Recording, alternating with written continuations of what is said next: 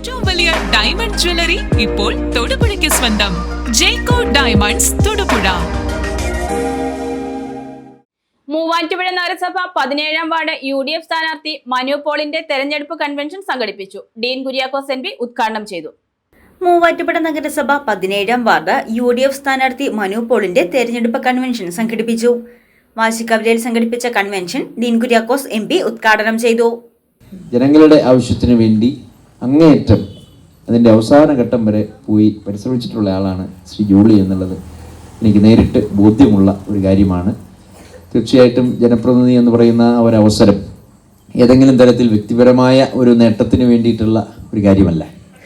അങ്ങനെ സ്വയം നേട്ടത്തിന് വേണ്ടി ആരെങ്കിലും ഉപയോഗപ്പെടുത്താൻ ശ്രമിച്ചിട്ടുണ്ടെങ്കിൽ അവരെല്ലാവരും പരാജയപ്പെട്ടിട്ടുമുണ്ട്. അപ്പോൾ ഇവിടെ പ്രിയപ്പെട്ട ശ്രീ ജോളി മണ്ണൂർ വിജയിച്ച ഒരു കൗൺസിലറായിട്ടാണ് ഇവിടെ നിൽക്കുന്നതെങ്കിൽ വളരെ മാതൃകാപരമായ പ്രവർത്തനങ്ങളുമായി അദ്ദേഹം മുൻപോട്ട് പോയിട്ടുണ്ട് എന്നുള്ളതാണ്. അപ്പോൾ ആ നിലയിൽ തന്നെ ഒരു നല്ല തുടർച്ച ഉണ്ടാക്കിയെടുക്കുന്നതിന് വേണ്ടിയിട്ടാണ് ഈ അവസരത്തിൽ പ്രിയങ്കരിയായ നമ്മുടെ സ്ഥാനാർത്ഥി ശ്രീമതി മനു പോളിനെ അവതരിപ്പിച്ചിട്ടുള്ളത്.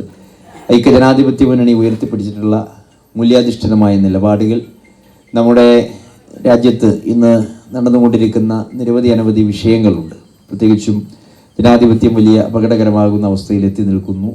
രാജ്യമൊട്ടുക്ക് ഓരോ തെരഞ്ഞെടുപ്പുകൾ കഴിയുമ്പോൾ ഇന്ത്യൻ നാഷണൽ കോൺഗ്രസ് പരാജയപ്പെടുന്നു, അല്ലെങ്കിൽ പ്രതിപക്ഷ പ്രസ്ഥാനങ്ങൾ പരാജയപ്പെടുന്നു എന്നൊക്കെ പറയുമ്പോൾ നമ്മൾ പലരും കരുതും നമ്മളങ്ങ് തോറ്റു കൊടുക്കുന്നതാണ് എന്നുള്ളത്. പക്ഷേ യഥാർത്ഥത്തിൽ നമ്മൾ തോറ്റു കൊടുക്കുന്നതല്ല, നമ്മളെ അട്ടിമറിക്കുന്നതാണ് അല്ലെങ്കിൽ തോൽപ്പിക്കുന്നതാണ്.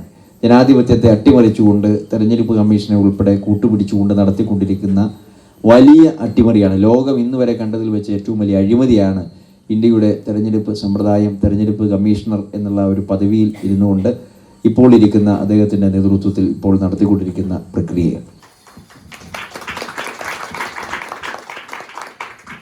BLO രാജേഷ്, നേതാക്കളായ ജോളി മണ്ണൂർ, മണികണ്ഠൻ, സ്ഥാനാർത്ഥി മനു പോൾ തുടങ്ങിയവർ പ്രസംഗിച്ചു.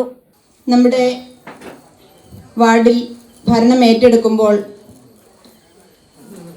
പണിതീരാത്ത റോഡുകളും പണിതീരാത്ത അംഗൻവാടി കെട്ടിടവുമാണ് ഉണ്ടായിരുന്നത്.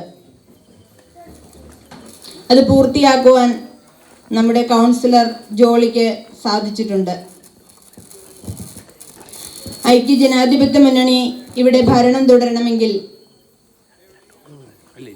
നമ്മുടെ കൗൺസിലർ ജോളിയെ വിജയിപ്പിച്ചതുപോലെ ഐക്യജനാധിപത്യ മുന്നണിയുടെ പ്രതിനിധിയായി എനിക്കും ഒരു അവസരം തരണമെന്ന് വിനയപൂർവ്വം ഞാൻ അപേക്ഷിക്കുന്നു.